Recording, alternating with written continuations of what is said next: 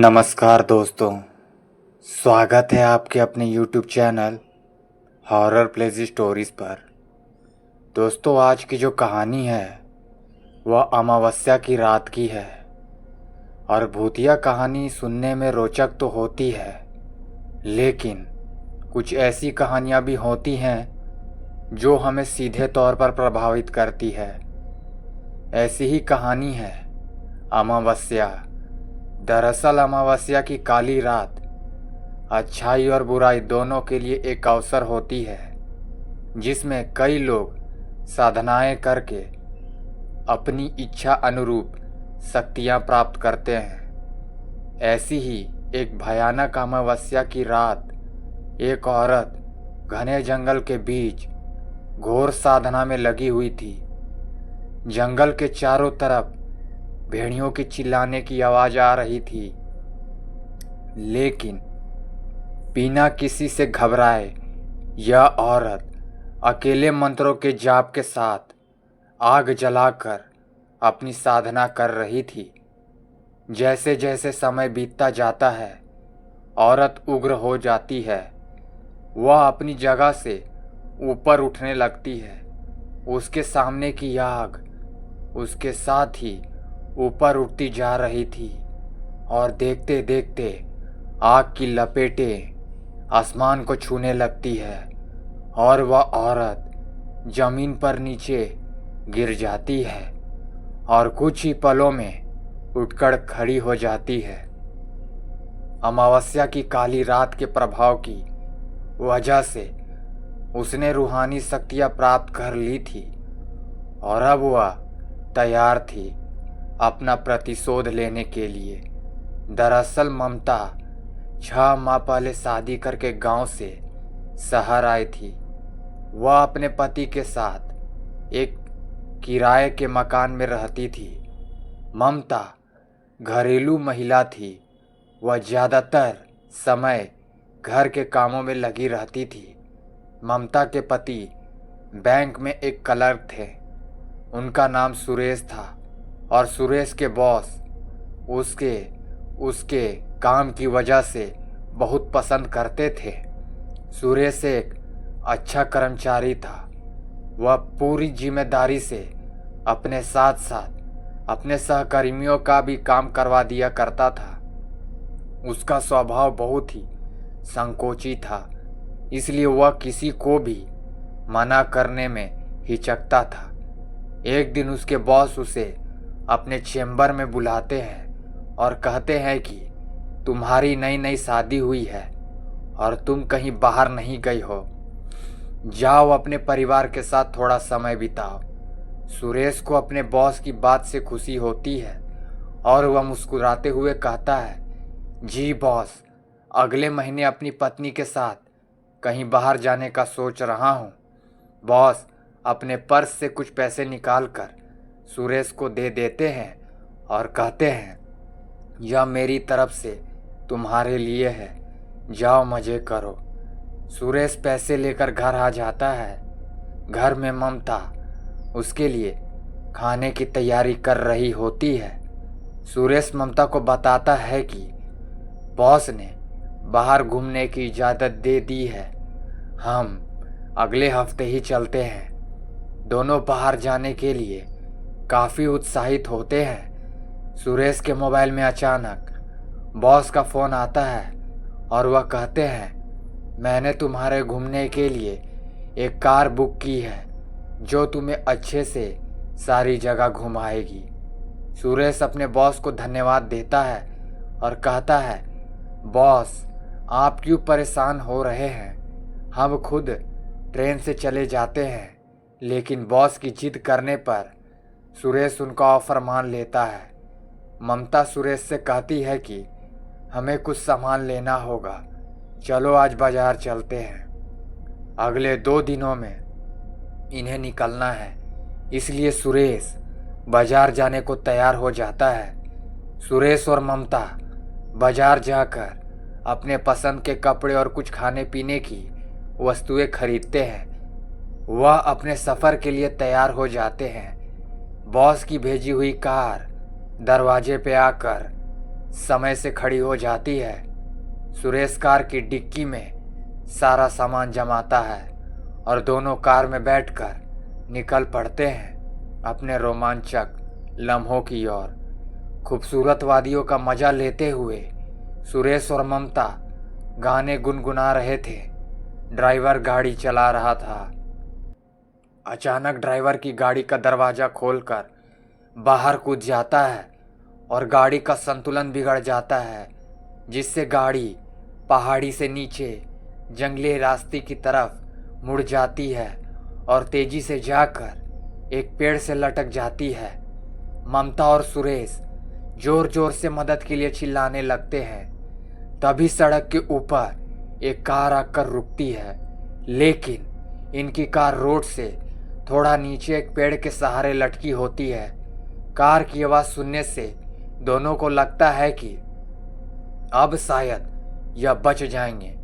तभी ऊपर से एक व्यक्ति बड़ी सी लकड़ी लेकर इनकी कार को जोर जोर से धक्का देने लगता है। ममता और सुरेश को कुछ समझ नहीं आता कि यह इन्हें बचाना चाहते हैं या मारना। अचानक सुरेश की नज़र अपने बॉस पर पड़ती है, जो कि रोड के किनारे खड़े होकर सिगरेट पी रहा होता है। सुरेश जोर से आवाज़ लगाता है, बॉस हमें बचाइए। लेकिन सुरेश के बॉस एक बहुत बड़ा पत्थर लाकर कार के ऊपर पटक देते हैं और पेड़ की लकड़ी टूट जाती है, जिससे कार खाई में जा गिरती है। खाई गहरी होने के साथ साथ जानवरों से भी भरी है। दरअसल यह बहुत बड़ा जंगल है जो जमीन की बहुत गहराई में फैला हुआ है।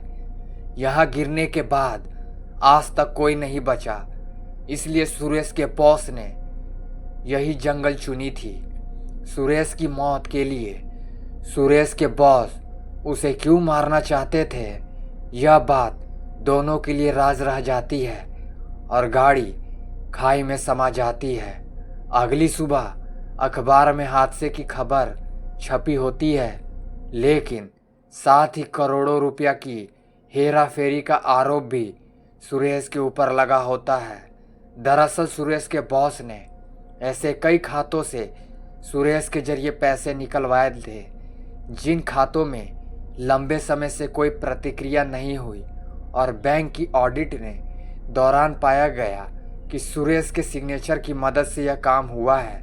लेकिन अब सुरेश दुनिया में ही नहीं है। वह नहीं कह सकता कि यह काम उसके बॉस ने उससे करवाया है। सुरेश और ममता की दुनिया उजड़ चुकी थी, लेकिन होनी को कुछ और ही मंजूर था। हादसे में सुरेश की मौत हो जाती है, लेकिन किस्मत से ममता की जान बच जाती है। खाई में गाड़ी गिरने के बाद ममता बेहोश हो चुकी थी। तभी एक जंगली व्यक्ति की नज़र इनकी कार पर पड़ती है और वह दोनों को कार से बाहर निकालता है। सुरेश मर चुका होता है, लेकिन ममता की सांस चल रही होती है, इसलिए वह उसके पति को छोड़कर ममता को अपने साथ अपने कबीले ले आता है।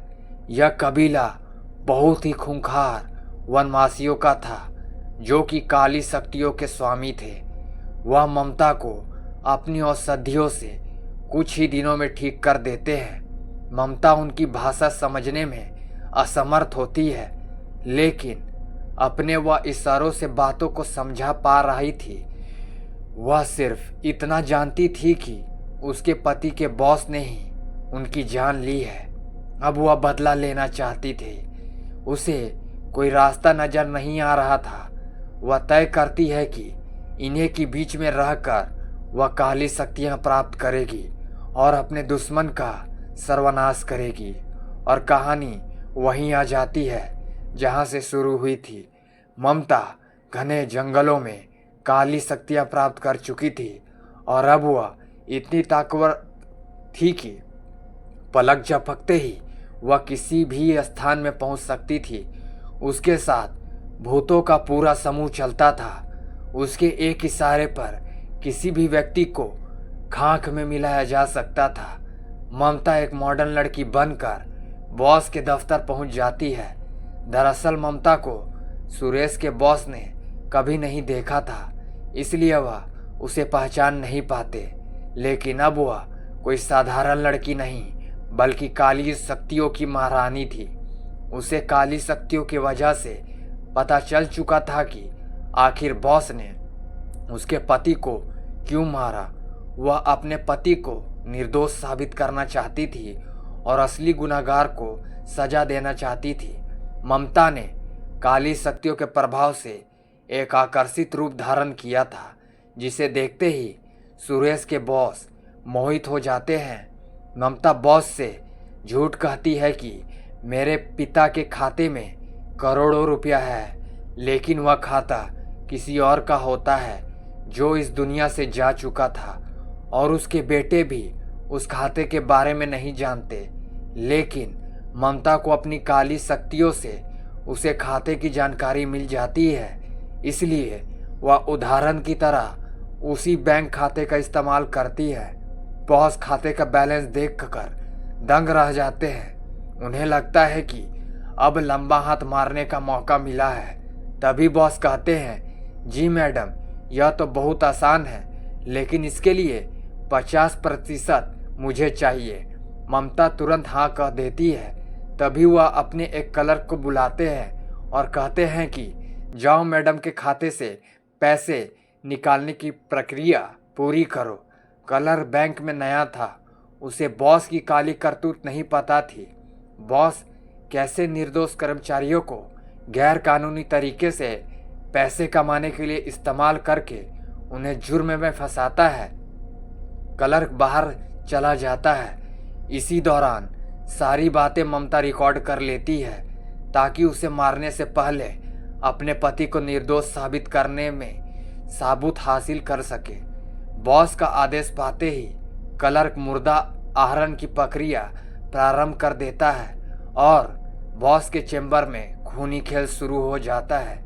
खिड़की के कोने कोने से कांच के टुकड़े टूटकर बॉस के शरीर में घुस जाते हैं और वह दर्द से चीख रहा होता है। ममता भूतों की मदद से बॉस के शरीर के टुकड़े टुकड़े करवा देती है। यह सब इतनी जल्दी होता है कि किसी को संभलने का मौका नहीं मिलता। बैंक में उपस्थित लोगों में अफरा तफरी मच जाती है। बॉस के चेंबर को खून से लाल देख सभी डर से कांपने लगते हैं। ममता ने अपना बदला ले लिया। ममता चेंबर से बाहर आकर अपने आप को पुलिस के हवाले कर देती है। ममता इतनी शक्तिशाली ताकतों की मालिक थी, अगर वह चाहे तो उसे कोई हाथ भी नहीं लगा सकता था। लेकिन वह अपने पति को निर्दोष साबित करने के लिए आत्मसम्पन्न कर देती है और सुरेश का केस दोबारा शुरू किया जाता है और कुछ ही महीनों में सुरेश निर्दोष साबित हो जाता है और पाया जाता है कि सुरेश के बॉस ने ही सारे अपराध किए थे और लंबे समय से वह ऐसी ही गतिविधियां करता चला आ रहा था। उसको कानूनी मापदंडों के अनुसार अपराधी माना जाता है, लेकिन अब वह इस दुनिया में नहीं था, इसलिए उसे दोबारा सजा नहीं दी जा सकती थी। लेकिन उसकी हत्या के जुर्म में ममता को सजा काटनी पड़ती है और ममता के बदले के साथ यह कहानी भी समाप्त हो जाती है। दोस्तों, अगर आपको यह कहानी पसंद आई हो तो कृपया हमारे YouTube channel horror plays stories को कृपया लाइक शेयर सब्सक्राइब जरूर करें। Thanks for watching.